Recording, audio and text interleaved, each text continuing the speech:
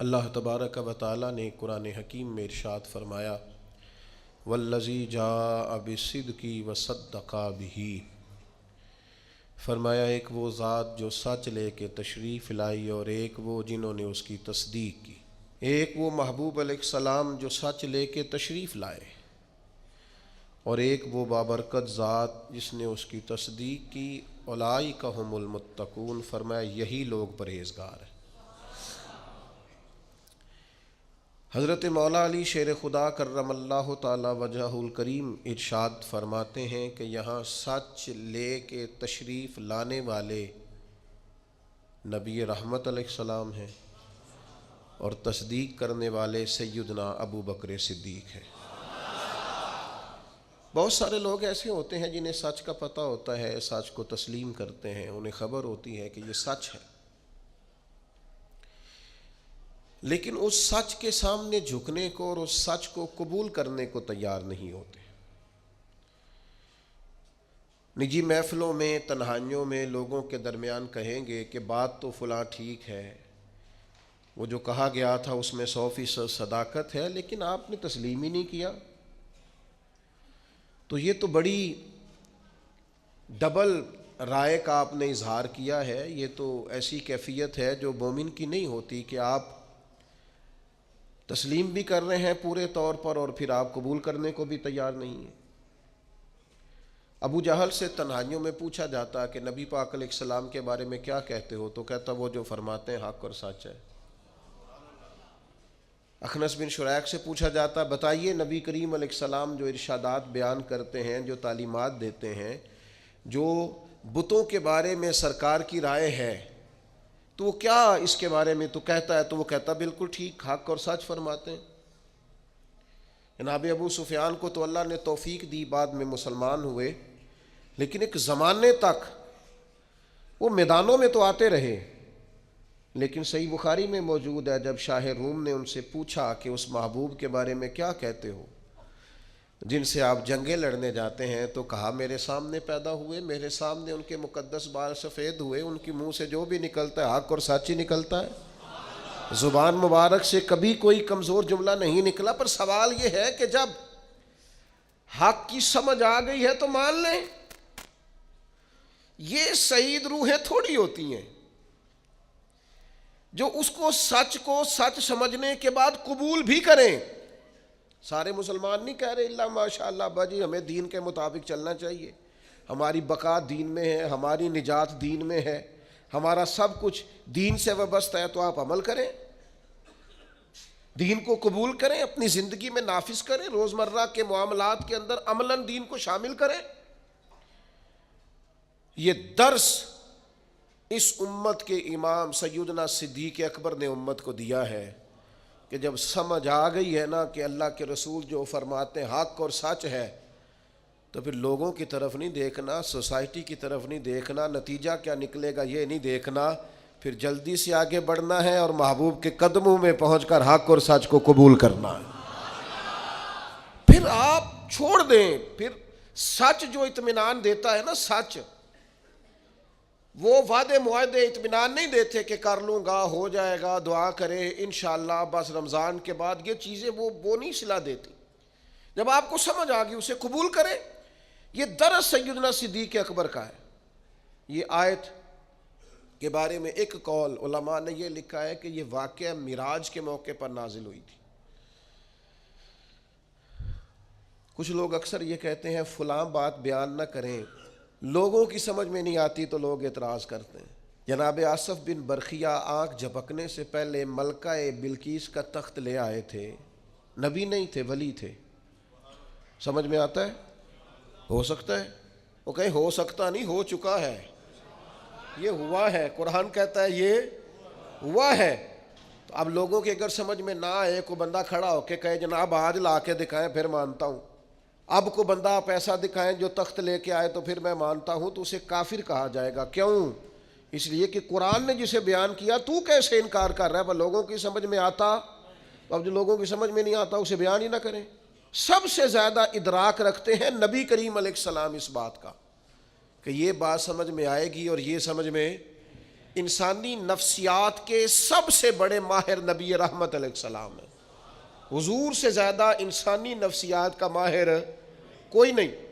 حضور معراج پہ گئے, واپس آ کر نبی پاک صلی اللہ تعالیٰ علیہ وسلم نے واقعہ معراج کو بیان کیا, اور وہ جو واقعہ معراج جو نص قطعی ہے جسے قرآن نے بیان کیا ہے, لیلم من المسجد الحرام الی المسجد الاقصی, رات کے تھوڑے سے حصے میں مسجد حرام سے لے کر مسجد اقصی تک. اب وہ ہفتوں اور مہینوں کا سفر ہے, اب اس کو آپ کہیں صرف مسجد حرام سے مسجد اقصی, باقی معراج نہیں, وہ بھی لوگوں کی سمجھ میں نہیں آ رہا تھا.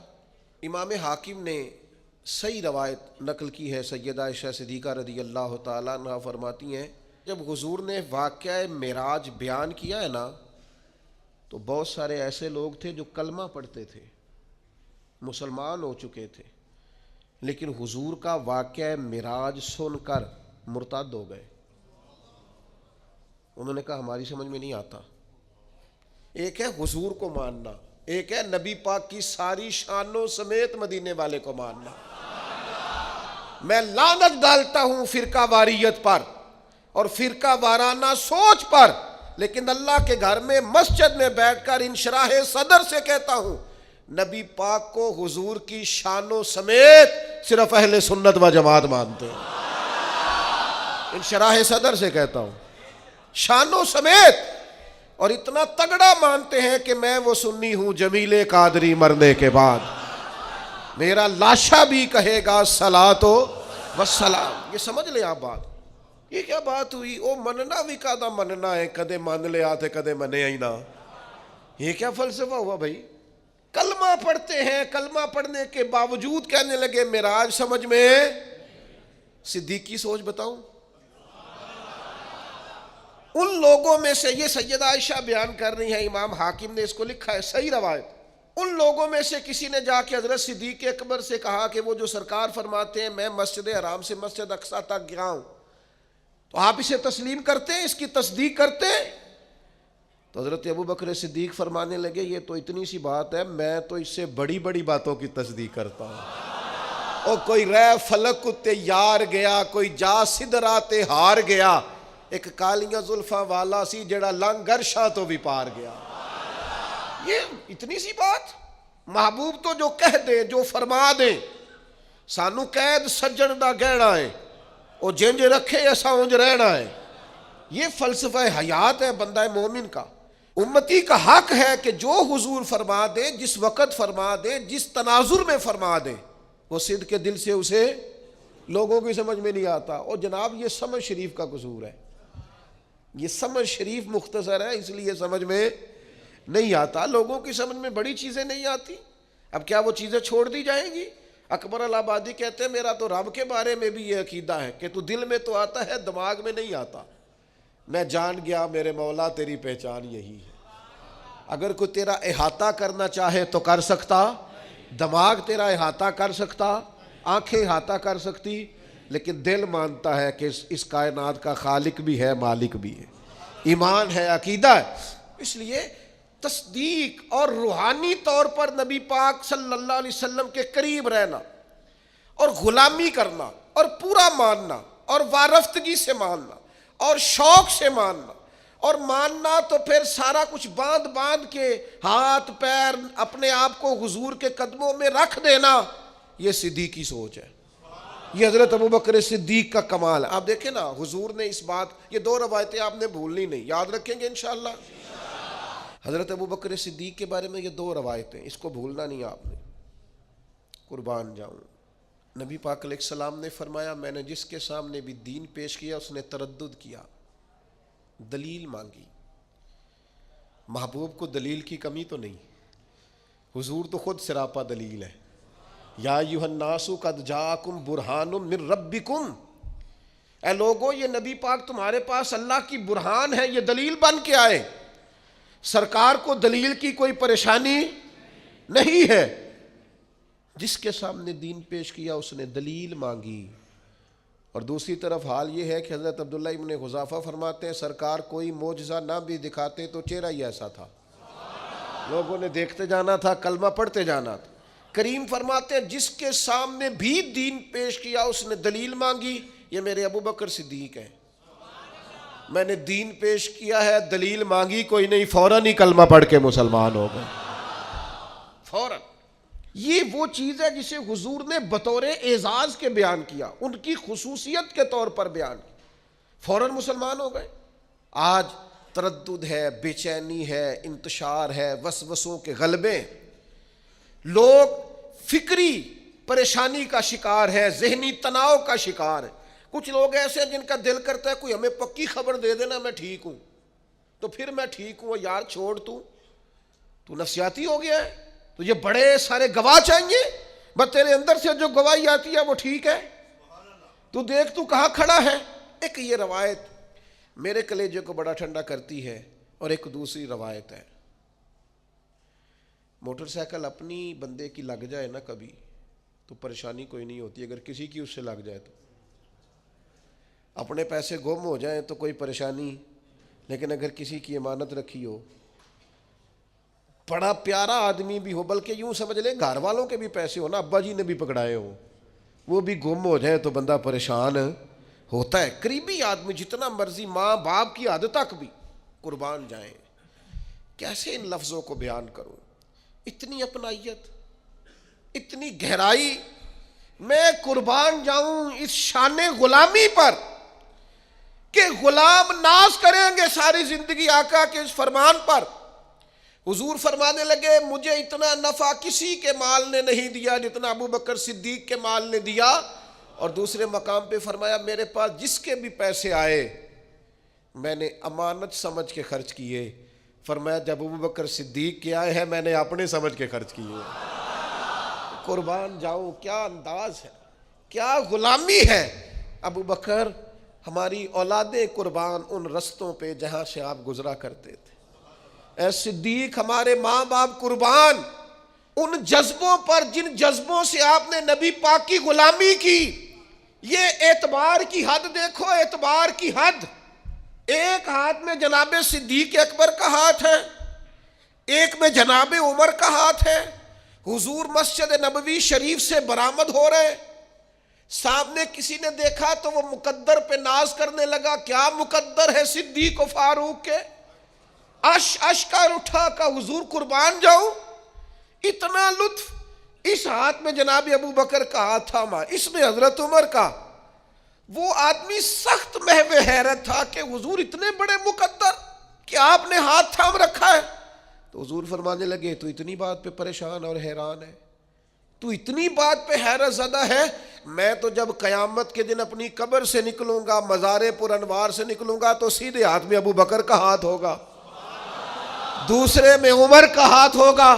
ہر نظر کانپ اٹھے گی محشر کے دن, اور خوف سے ہر کلیجہ دہل جائے گا.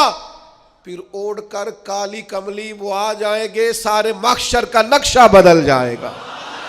حضرت ابو بکر صدیق رضی اللہ تعالیٰ نے امت کو یہ سبق دیا ہے, زندگی نہ ذوق والی سونی ہوتی ہے, زندگی محبت والی پیاری ہوتی ہے. زندگی آپ کسی جگہ بھی کسی بھی ذوق کو چھوڑ دینا, یعنی بندہ اپنے ماں باپ کی خدمت بھی کرے تو ذوق سے ہی کرے تو ٹھیک ہے, لیکن اگر وہ 3 دن ہسپتال رہنا پڑے اور چوتھے دن وہ بڑے بھائی کو فون کرے نا, تو جب آ جا یار اب میرا بھی کام رکا ہوا ہے, مزہ نہیں آیا, پریشانی ہو گئی.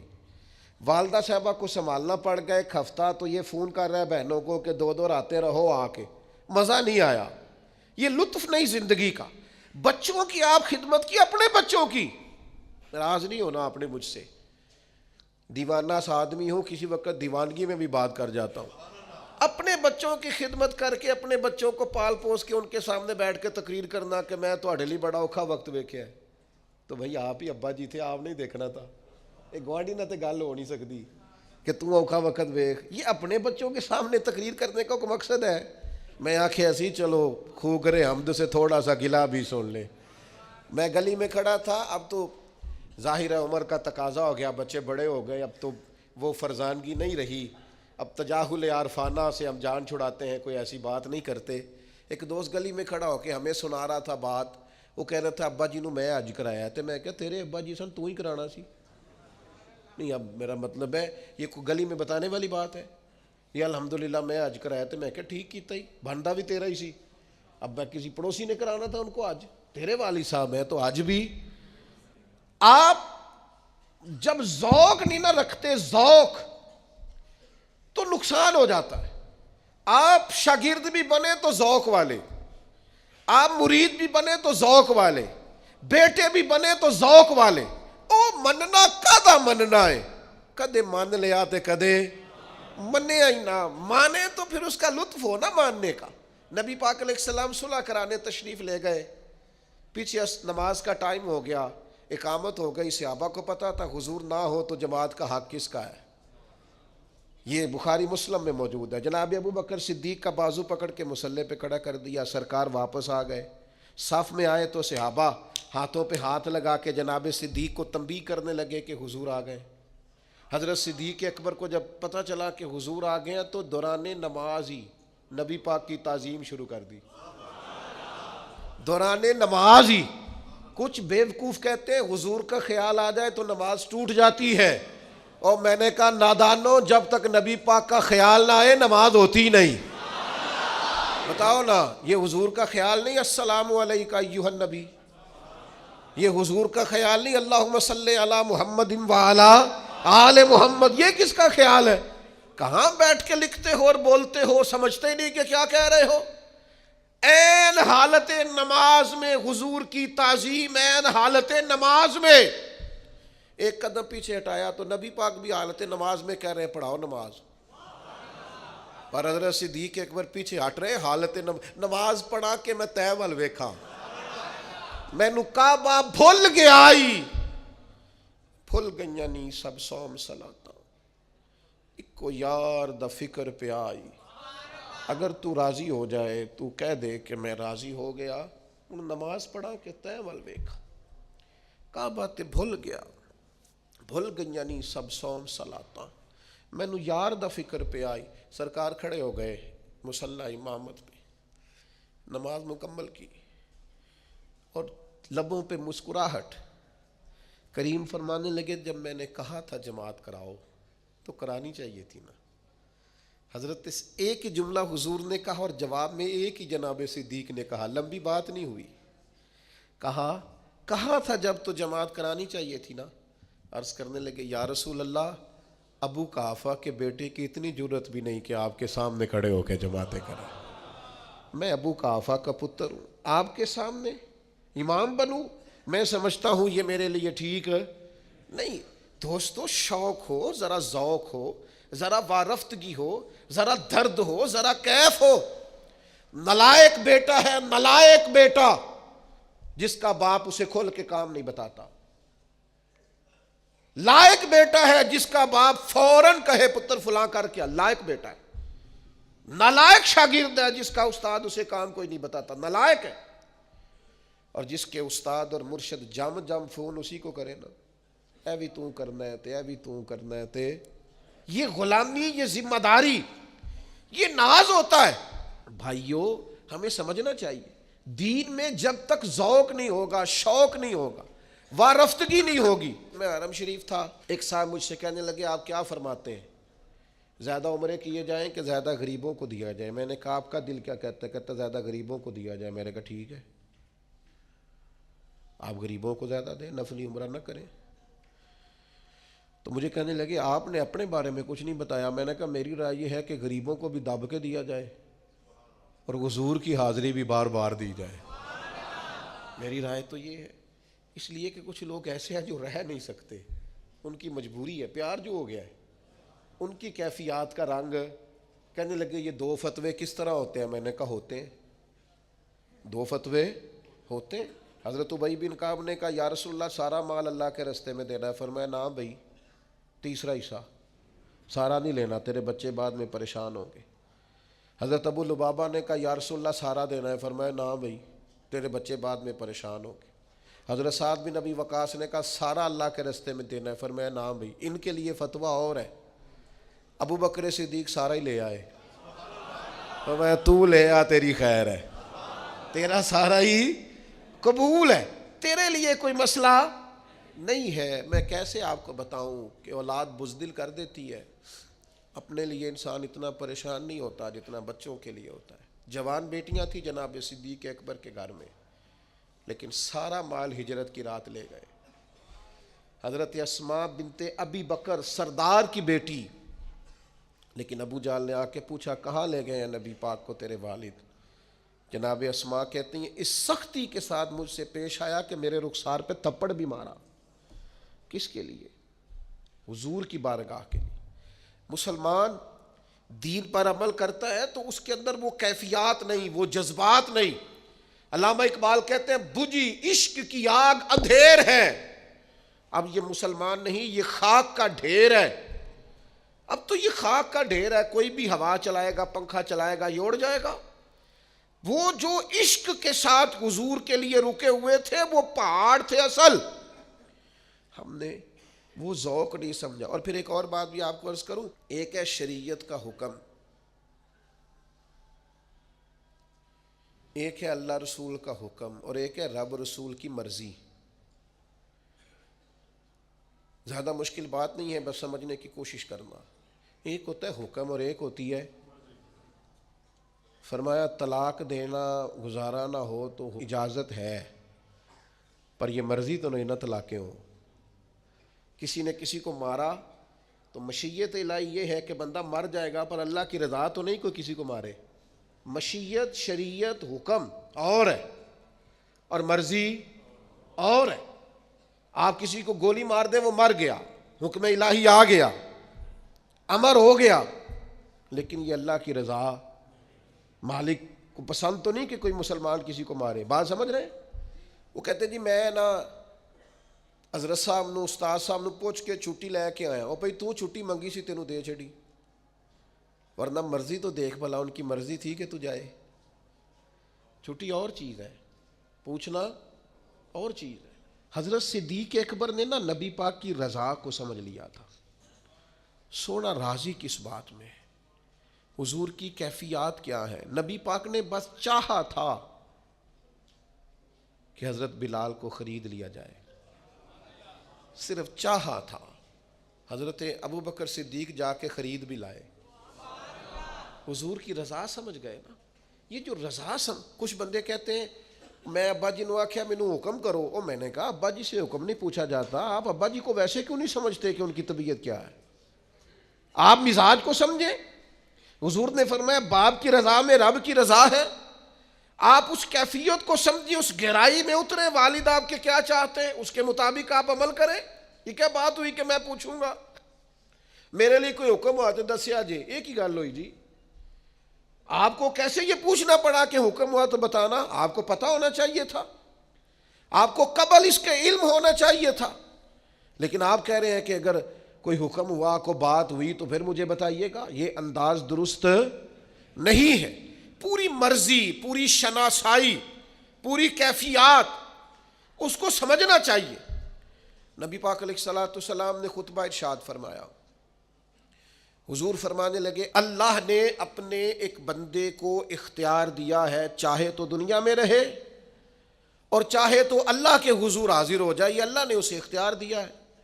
صحابہ کرام علیہم رضوان فرماتے ہیں کہ ہم سارے کے سارے پریشان تھے اور ڈھونڈ رہے تھے اور ٹٹول رہے تھے کہ سرکار کیا فرما رہے ہیں، لیکن فرماتے ہیں جناب صدیق اکبر کی آنکھوں میں آنسو آ گئے اور وہ آنسو بہانے لگے، رونے لگے۔ فرماتے ہیں ہم سارے پریشان تھے کہ یہ کیا انداز ہے، سرکار نے کیا بیان فرمایا ہے، اور اگر حضور نے بیان بھی فرمایا تو حضرت صدیق اکبر کی آنکھوں میں آنسو، اس کا کیا معنی ہے؟ اللہ نے اپنے بندے کو اختیار دیا، چاہے تو دنیا میں رہے چاہے تو اللہ کے حضور حاضر ہو جائے، اس پر آنکھوں میں آنسو آنا جناب صدیق کے، بات سن کے معنی کیا ہے؟ فرماتے ہیں کوئی وہاں تک نہیں پہنچ رہا تھا جہاں جناب صدیق اکبر پہنچ گئے۔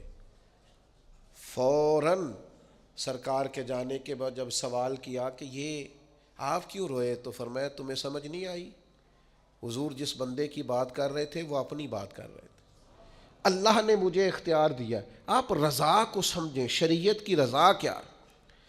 آپ یہ مت سمجھیں کہ میں نے جی اجازت لے لی ہے، مجھے جی حکم مل گیا تھا، میں جی بات سمجھ گیا ہوں۔ آپ رضا کیوں نہیں سمجھ رہے دین کی؟ دین کی جو اصل مرضی اور منشا ہے اس منشا کو سمجھا جائے۔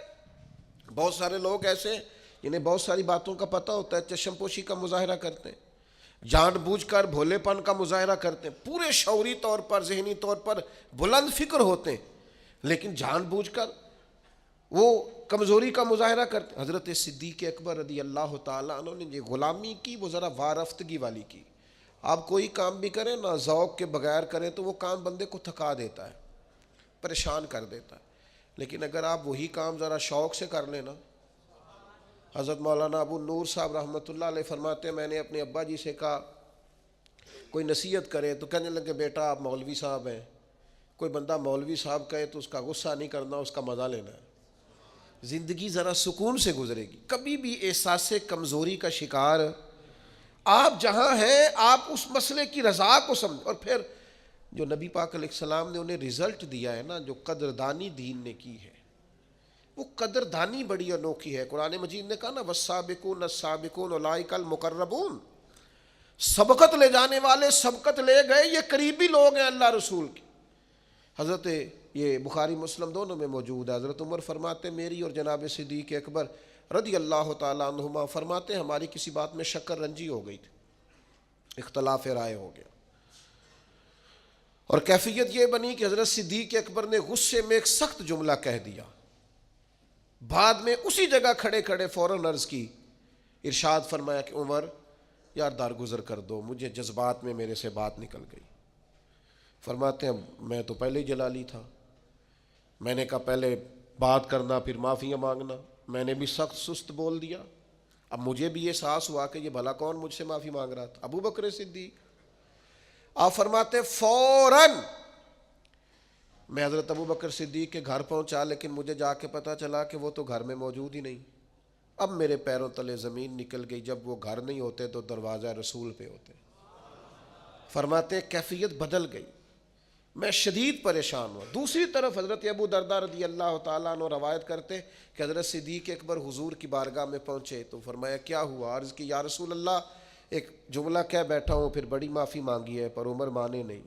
نبی کریم مقدس گردن جھکا کے بیٹھ گئے۔ جناب عمر کہتے میں نے جا کے السلام علیکم کہا، جواب تو آیا پر حضور نے گردن نہیں اٹھائی۔ فرماتے میں پورا ڈرا، دیر تک سوچتا رہا یہ کوئی بات کرے، سرکار کچھ کہیں گے تو میں معافی مانگوں گا، لیکن فرماتے ہیں نبی پاک صلی اللہ تعالیٰ علیہ وآلہ وسلم نے کوئی بات ہی نہیں کی۔ اب میں نے ہی بات چھیڑی، میں نے کہا یا رسول اللہ مجھ سے غلطی ہو گئی، اگر جناب صدیق اکبر نے مجھ سے کہا تھا تو مجھے معاف کر دینا چاہیے تھا۔ فرماتے اب سرکار کا چہرہ نور اٹھا اور میں نے حضور کے مقدس جملوں میں جلال دیکھا۔ فرمایا عمر تمہیں پتہ ہے تمہاری قوم نے میری تکذیب کی اور ابو بکر نے میری تصدیق کی۔ فرمایا تمہیں خبر ہے اس بات کی کہ ہر شخص نے مجھ سے ہر چیز کو روکا اور جناب صدیق اکبر نے میرے لیے قربانیاں دی۔ حضرت سیدنا عمر فاروق فرماتے ہیں نبی پاک علیہ السلام نے 3 دفعہ فرمایا کیا تم میری خاطر ابو بکر کو چھوڑ نہیں سکتے تھے؟ میری خاطر، اللہ کرے آپ کو سمجھ آئے بات کی، کیا میری خاطر ابو بکر کو چھوڑ نہیں سکتے تھے؟ گویا حضور فرما رہے ہیں جو جناب صدیق اکبر کی طرف دیکھے تو میری نسبت کی اینک لگا کے دیکھے، اس کا جو میرے ساتھ تعلق ہے اس تعلق کی بنیاد پر دیکھے۔ مسلمانوں کے اندر جب سے بحثیں بہت ہونے لگی ہیں نا، فکری انتشار بڑھ گیا ہے، روز ایک نئی بے یقینی جنم لیتی ہے، روز، چونکہ ہم تبصروں والے ملک میں رہتے ہیں، اگر کوئی ملک تبصروں سے ٹھیک ہوتا تو سب سے پہلے ہمارا ملک ٹھیک ہونا تھا۔ ہم تبصروں والے ملک میں رہتے ہیں، اتنی گفتگو نشستن گفتن برخاستن، اور پھر حال یہ ہر بندے کے پاس اندر کی خبر ہے، سب کے پاس موبائل ہے تو سارے ہی صحافی ہیں، آپ جس سے بھی ملیں گے 2-4 اندر کی خبریں اس کے پاس ضرور ہوں گی۔ تو حضرت صدیق اکبر رضی اللہ تعالیٰ عنہ کی شخصیت بتاتی ہے کہ دین بحث کرنے نہیں آیا، غلامی کرنے آیا۔